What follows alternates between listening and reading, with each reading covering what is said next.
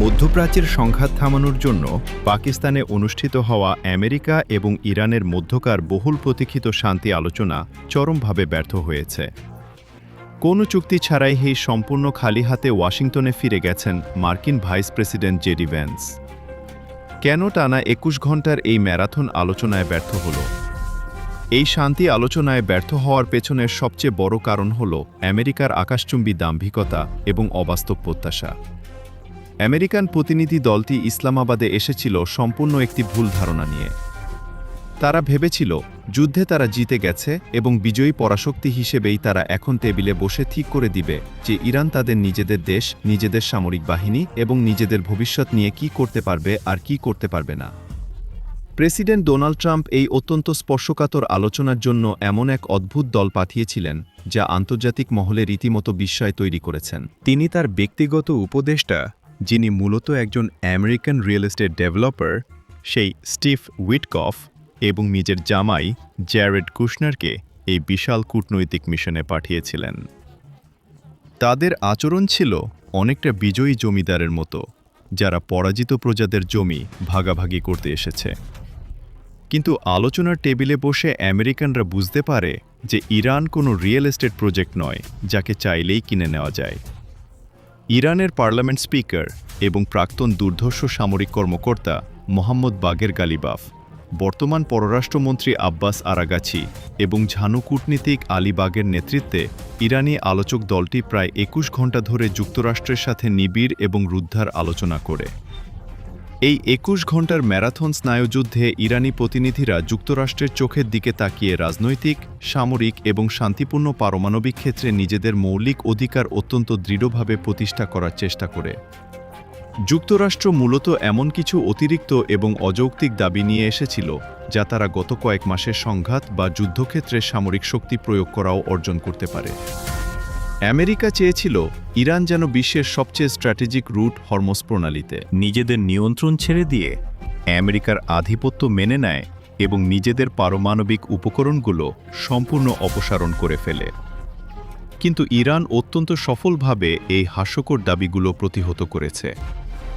Iran শুধু না বলেই বসে থাকেনি, তারা মধ্যপ্রাচ্যের শান্তির জন্য একটি যৌথ কাঠামোর বিভিন্ন যৌক্তিক উদ্যোগ প্রস্তাব করেছে। কিন্তু যুক্তরাষ্ট্রের সেই পুরনো লোভী মানসিকতা এবং একতরফা আধিপত্য বিস্তারের জেদ শেষ পর্যন্ত যৌক্তিকতা এবং চুক্তিতে পৌঁছাতে সবচেয়ে বড় বাধা হয়ে দাঁড়ায়। টানা ২১ ঘণ্টার আলোচনা ব্যর্থ হওয়ার পর ইরানের পররাষ্ট্র মন্ত্রণালয়ের মুখপাত্র পররাষ্ট্রমন্ত্রী আব্বাস আরাগাচির পক্ষে একটি অত্যন্ত শক্তিশালী আবেগঘন এবং ঐতিহাসিক বিবৃতি দিয়েছেন। তিনি বলেছেন, আমাদের কাছে কূটনীতি হল ইরানের ভূমি রক্ষার পবিত্র সংগ্রামের ধারাবাহিকতা। তিনি অত্যন্ত শক্ত ভাষায় জোর দিয়ে বলেছেন যে ইরান কোনো সামরিক বা অর্থনৈতিক চাপের মুখেই তার জাতীয় ও সার্বভৌম অধিকারের বিষয়ে একচুরো আপোস করবে না।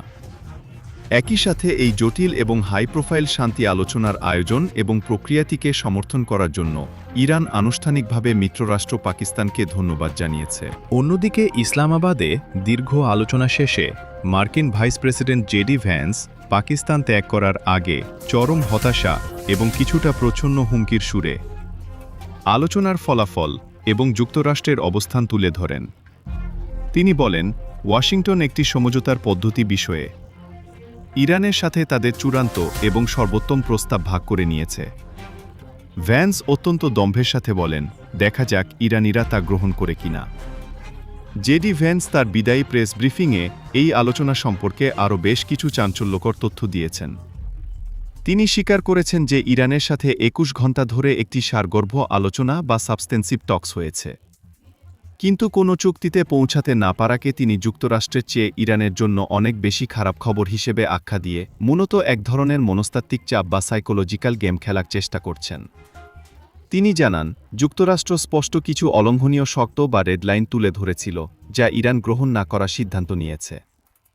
যদিও ভ্যান্স যুক্তরাষ্ট্রের দাবিগুলোর বিস্তারিত বিবরণ দেননি, তবে তার কথায় স্পষ্ট ইঙ্গিত ছিল যে মূল বিরোধটি পারমাণবিক ইস্যু ঘিরেই আবর্তিত হয়েছে। যুক্তরাষ্ট্র মূলত ইরানের কাছ থেকে একটি অত্যন্ত দৃঢ় এবং দীর্ঘমেয়াদী প্রতিশ্রুতি চায় যে তারা কোনোভাবেই পারমাণবিক অস্ত্র তৈরি করবে না বা দ্রুত তা তৈরির সক্ষমতা অর্জন করতে পারবে না। ভ্যান্স দাবি করেছেন যে ইরানের আগের ইউরেনিয়াম সমৃদ্ধকরণ কেন্দ্রগুলো ইতিমধ্যে ধ্বংস করা হয়েছে, তাই এখন আর সক্ষমতার কোনো বিষয় নেই। বিষয়টি এখন সম্পূর্ণভাবে ইরানের রাজনৈতিক সদিচ্ছার উপর নির্ভর করছে। এছাড়া তিনি নিশ্চিত করেছেন যে এই দীর্ঘ আলোচনায় ইরানের জব্দকৃত বিলিয়ন বিলিয়ন ডলারের সম্পদ এবং বৃহত্তর ভূ-রাজনৈতিক বিষয়গুলো অন্তর্ভুক্ত ছিল।